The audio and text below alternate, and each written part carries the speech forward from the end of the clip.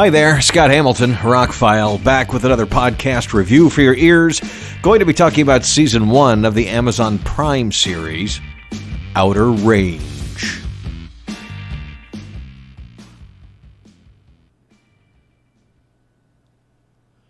The short version of the review is, this isn't a bad show. Not the biggest TV watcher. A lot of streaming shows kind of run over the same kind of ground. Quirky characters, weird situations. What are they going to do? Oh my. Plot twists, blah, blah, blah, blah, blah. But this was something a little special. Josh Brolin actually said that in a couple of interviews, and I think they did achieve something special. Not sure if they stuck the landing. There'll definitely have to be a season 2, but if you're looking for something streaming to watch, all 8 episodes are up now on Amazon Prime, and I'd say for the acting, for the mystery, it's worth a watch. I won't get into too many spoilers talking about the show. A few, but things you could have gotten from the trailers of all the episodes. Farmers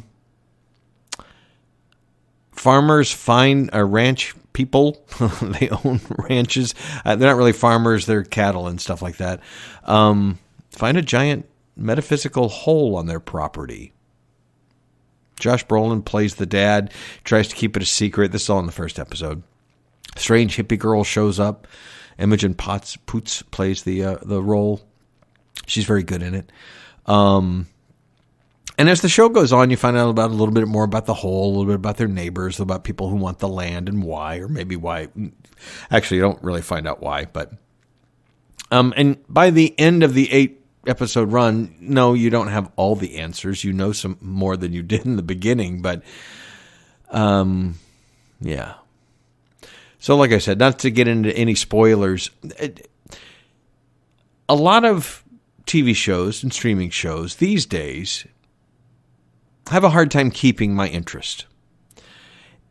Just the straight-ahead dramas, if it doesn't have some kind of fantastical nature about it, I get bored really easy. And yes, sometimes I can put myself in the situations of these characters and them trying to get out of under the bad guys and that kind of thing. But also, you know, I've watched some of the best from Sopranos to Breaking Bad, and there aren't that many these days that elevate themselves in the normal genres. But I've always gravitated towards things like Lost and Fringe and things, you know, they're kind of those drama TV shows that add a touch of the fantastic in there. Even Person of Interest had a touch of science fiction in there with the computer that was picking things. And so this one piqued my interest more than your typical Yellowstone or whatever, because it was ranch guys on, you know, Western type thing, but there was a fantastical element to it.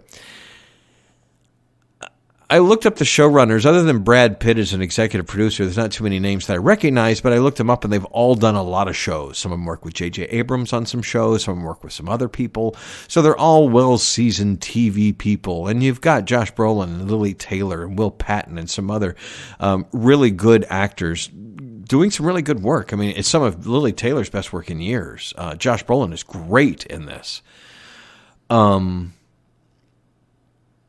The things I don't like about it, some of the characters is just crazy to be crazy or quirky to be quirky. There seems to be a gay lesbian scene, some relationship thrown in there, and it doesn't really.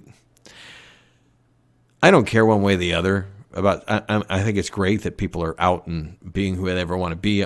More power to you.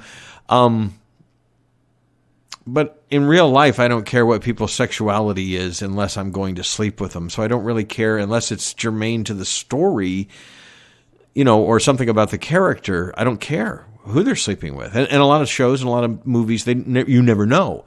But it's something like this. We had to know what this particular person is doing on the sideline, but it doesn't have anything to do with anything else. It's just in there. And then we got some discriminatory scenes in there. That just felt like it was put in there for more dramatic buoyancy in the show to not have it all be. And some of the I guess villains are just kind of kooky and nuts just to be kooky and nuts.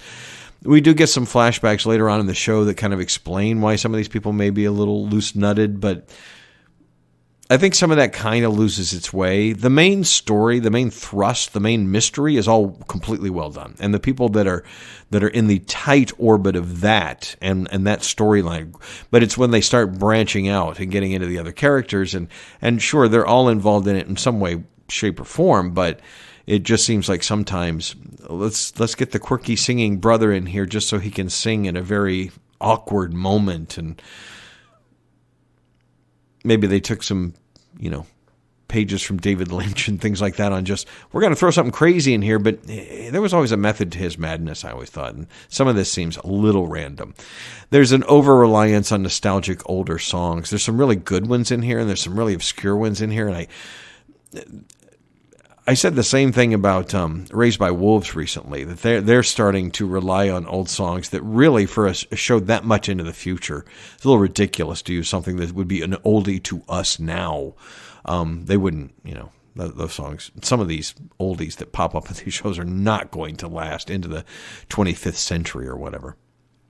So, but those are minor quirks in modern TV show storytelling. I don't think any of it's bad that there's quirky characters and random things that happen and all that. I'm just saying it's some of the things that take me out of the show if they would be a little bit more streamlined. But in 8 episodes, they don't have too much time to get too lost. I am digging the 6 and 8 episode, 10 episode series more than the old 26 episodes, because there was a lot of bloat and filler in those, and now it seems like, wow, they end with you wanting more, but isn't that what you want out of a good movie, a good book, a good concert? You just want them to play one more. You want another episode. You want another sequel.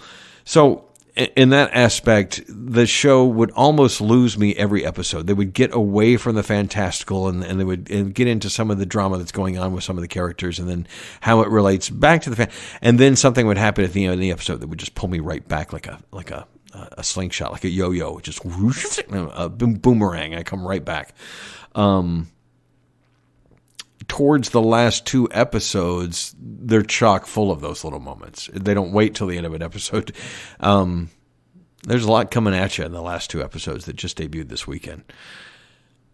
But like I said, I don't want to get into spoilers. Maybe we'll do a second podcast later, or I've got an upcoming dual YouTube podcast thing I'm going to do with my buddy, and we will discuss theories and concepts and things like that. But for my singular podcast, I don't want to give too much away if you haven't watched it. I don't think this is the most popular show out there, so a lot of people haven't watched it yet.